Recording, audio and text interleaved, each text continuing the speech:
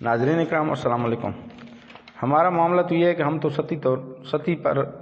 سطح پر رہنما ہونے والے واقعات کو بھی غور سے نہیں دیکھتے۔ ہاں، کبھی کبھی ایسے حالات پیدا ہو جاتے ہیں کہ جب ہم ہڑبڑا کر اٹھ بیٹھتے ہیں اور پریشان ہو جاتے ہیں کہ یہ سب کیا ہو رہا ہے۔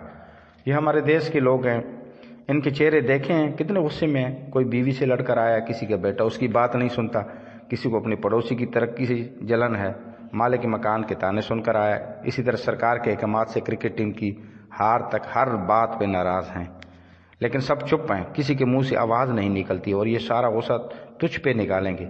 اگر ان کے حوالے کیا جائے تو سر پھوڑ کر رکھ دیں گے۔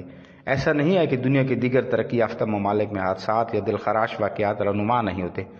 امریکہ ہی میں ہر سال ہزاروں افراد گن وائلنس کا شکار ہو جاتے ہیں۔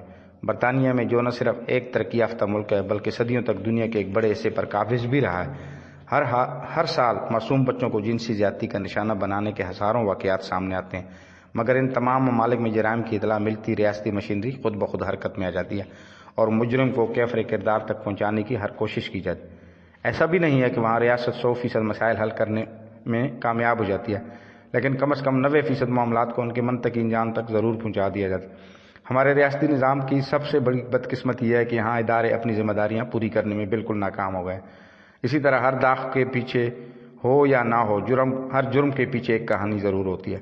ہمارے معاشرے میں یہ کہانی اکثر ان کہی رہ جاتی ہے۔ اس کی ایک وجہ یہ بھی ہے کہ ہمیں ایسے سچے اور اچھے کہانی کار میسر نہیں ہیں کہ جو کرداروں کی ذاتی نفسیاتی الجھنوں اور لغزشوں سے ماحول کے تعلق کو سمجھ سکیں۔ یوں بھی ہمیں واقعات اور حادثات کا تجزیہ کرنے کی مہلت نہیں ملتی۔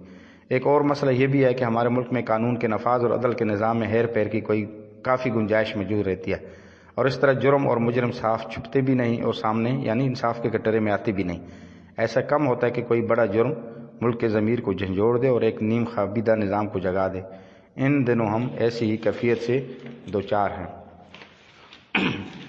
حالات قوموں کو دراؤں پر کھڑے کرتے ہیں کہ جن دراؤں پر کیا گیا فیصلہ قوموں کے لیے طویل بدبختی یا نجات کا باعث بن جاتا ہے۔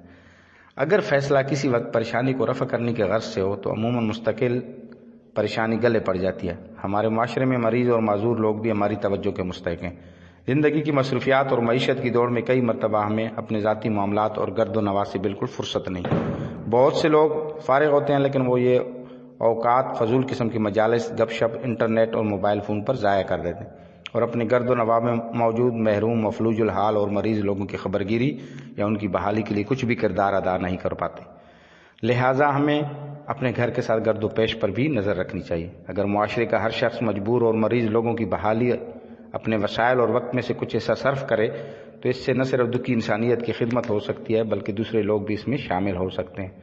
تندرستی ہزار نعمت ہے، لیکن ملک میں روز بروز بیماریاں بڑھتی جا رہی ہیں اور شہری اسپتالوں کے چکر لگانے پر مجبور ہوتے ہیں۔